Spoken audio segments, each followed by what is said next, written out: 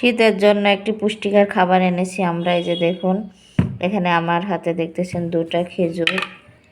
এখানে আমি যে কাজু বাদাম নিচ্ছি, এখানে আমি 2টা কাজু বাদাম দেব। আর এর সাথে আছে হচ্ছে পেস্তা বাদাম। এই যে পেস্তা বাদাম দেখতেছেন, পেস্তা বাদাম এখানে 2টা দিচ্ছি। তারপরে এখানে দেখুন, এই যে কাঠবাদাম, যেটা আমরা বাদাম বলি, যেটা এই বাদামটা দিচ্ছি 2টা। এটা এখানে আমি 3টা দিয়েছি, 2টা দিই। আর এখানে আখরোট, যেটা বলে আমরা আখরোট বলে যে বাদামটাকে চিনি আমরা, এই বাদামটা একটু ঝাল ঝাল, সেজন্য আমরা এই বাদামটা শুধুমাত্র একটি দেব এখানে, আখরোট। আর এখানে যে কথা আপনাদের বললাম যে এখানে কুমড়োর বীজ, এখানে কুমড়োর বীজ আমি দিয়েছি কয়টা, এখানে দিয়েছি হচ্ছে 8, 9, 10 মানে 15টা মতো, 14-15টা, মানে যে যেমন খাবে। এখানে এই যে কুমড়োর বীজ দিয়েছি। আর এখানে আরেকটি বীজ, এখানে এটা আমার মনে হচ্ছে এটাও কিন্তু কুমড়োর বীজ, কিন্তু সাদা। এখানে আমি 8টি কুমড়োর বীজ দিয়েছি। আর এখানে আমার কাছে আপনারা দেখতেছেন যে এটা হচ্ছে কালো কিশমিশ। এটা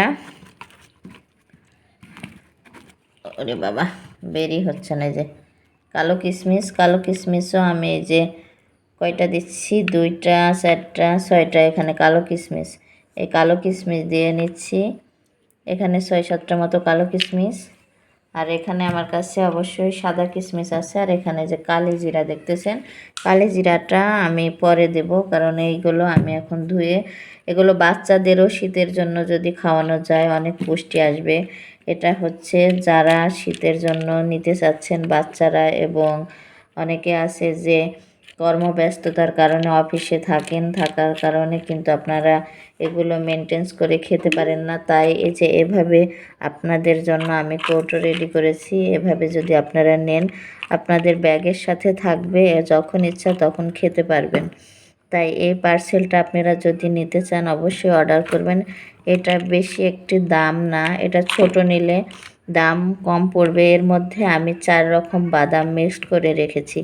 আর তার সাথে এখানে আখরোট বাদাম আছে, আর এখানে হচ্ছে কালো কিশমিশ আছে। আর ওই পাশে আমি যেটা বললাম, এখানে কুমড়োর বীজ, 2 ধরনের কুমড়োর বীজ আছে।